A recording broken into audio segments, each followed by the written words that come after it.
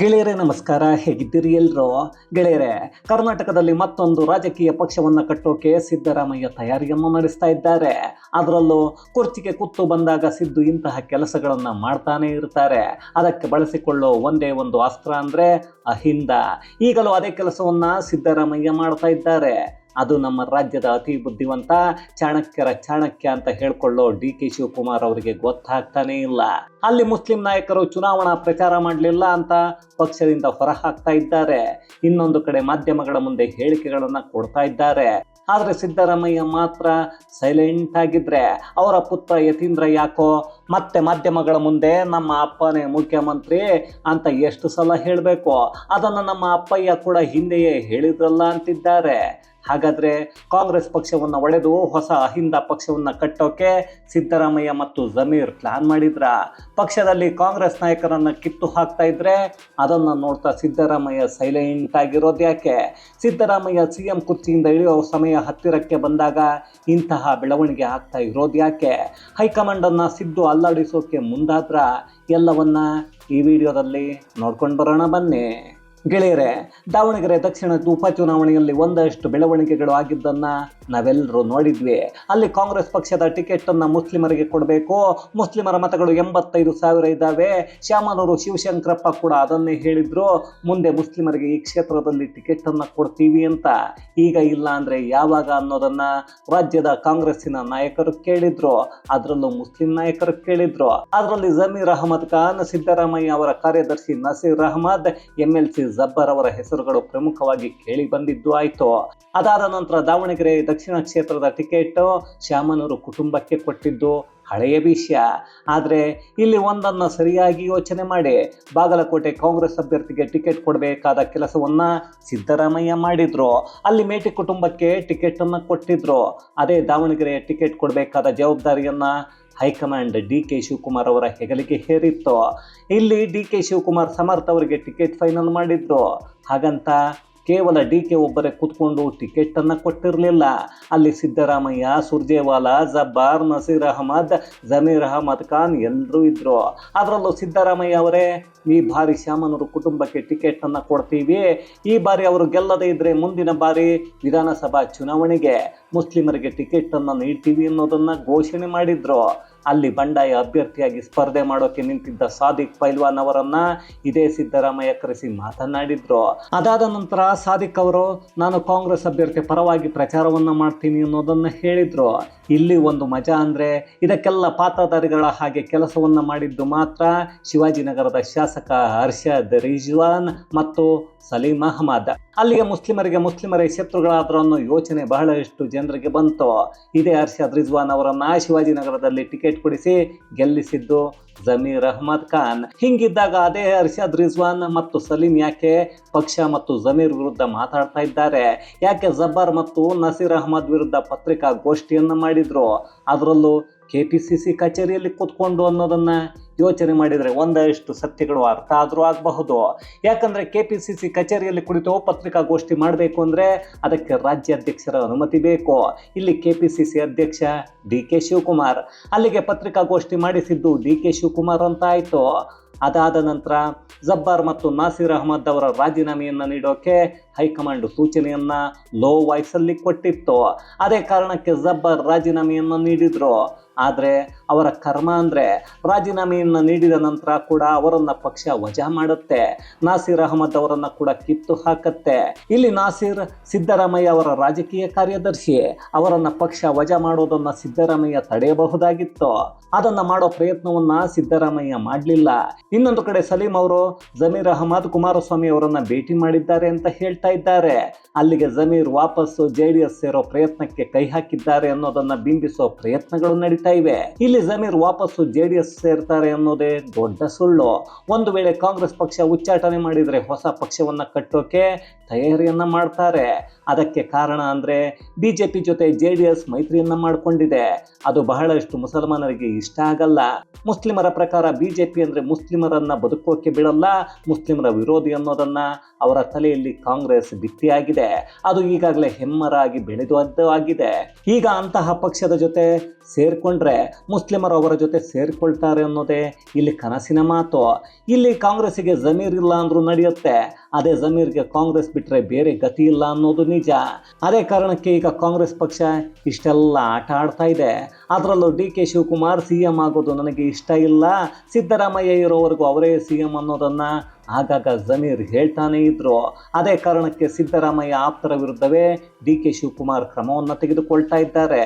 ಅದಕ್ಕೆ ಕೊಡ್ತಾ ಇರೋ ಕಾರಣ ಅಂದರೆ ಉಪಚುನಾವಣೆಯಲ್ಲಿ ಮುಸ್ಲಿಂ ನಾಯಕರು ಪಕ್ಷದ ಪರವಾಗಿ ಪ್ರಚಾರವನ್ನು ಮಾಡಿಲ್ಲ ಅನ್ನೋದು.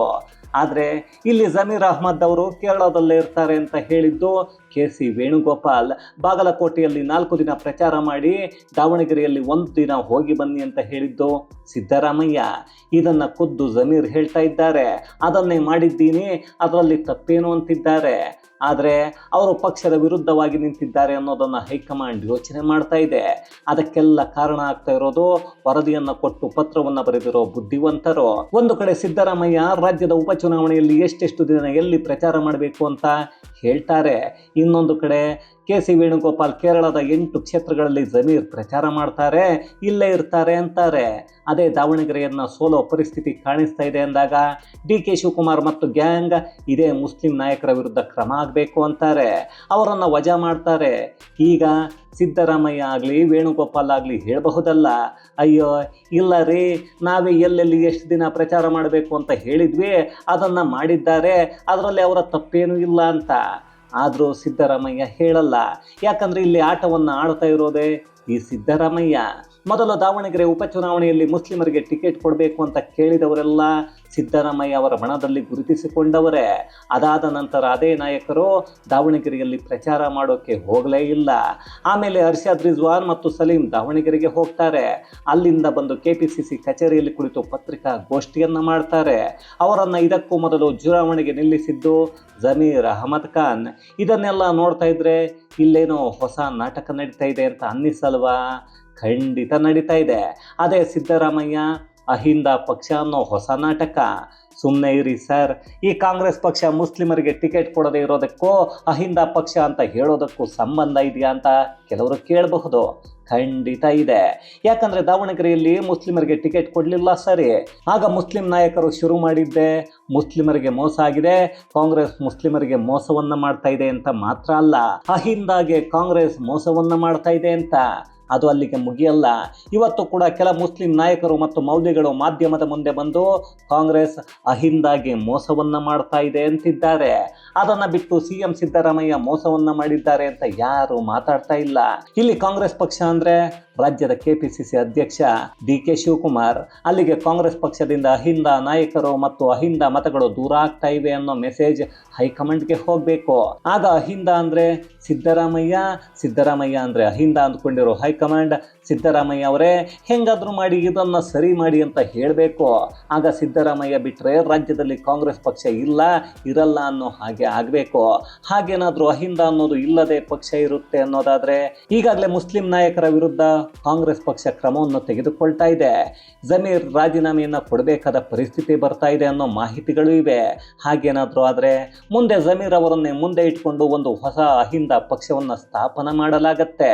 ಅದರ ಸೂತ್ರಧಾರ ಬೇರೆ ಯಾರೂ ಅಲ್ಲ, ನಮ್ಮ ರಾಜ್ಯದ ಮುಖ್ಯಮಂತ್ರಿ ಸಿದ್ದರಾಮಯ್ಯ.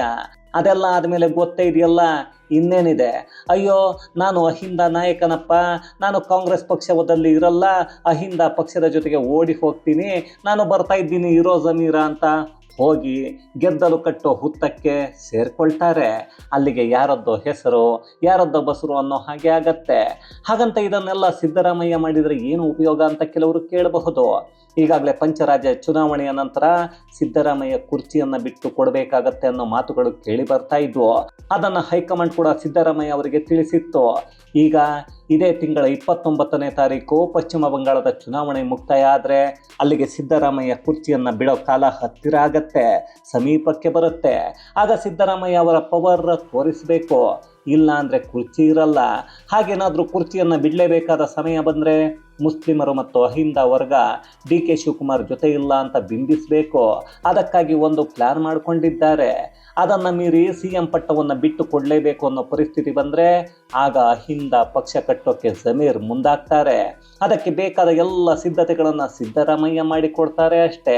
ಅದೇನೇ ಆದರೂ ಇದೆಲ್ಲ ನಮ್ಮ ರಾಜ್ಯದಲ್ಲಿರೋ ರಾಜಕೀಯ ಚಾಣಕ್ಯ ಟ್ರಬಲ್ ಶೂಟರ್ ಅಂತ ಹೇಳ್ಕೊಳ್ಳೋ ಡಿ ಕೆ ಶಿವಕುಮಾರ್ ಅವರಿಗೆ ಗೊತ್ತಾಗ್ತಾನೇ ಇಲ್ಲ.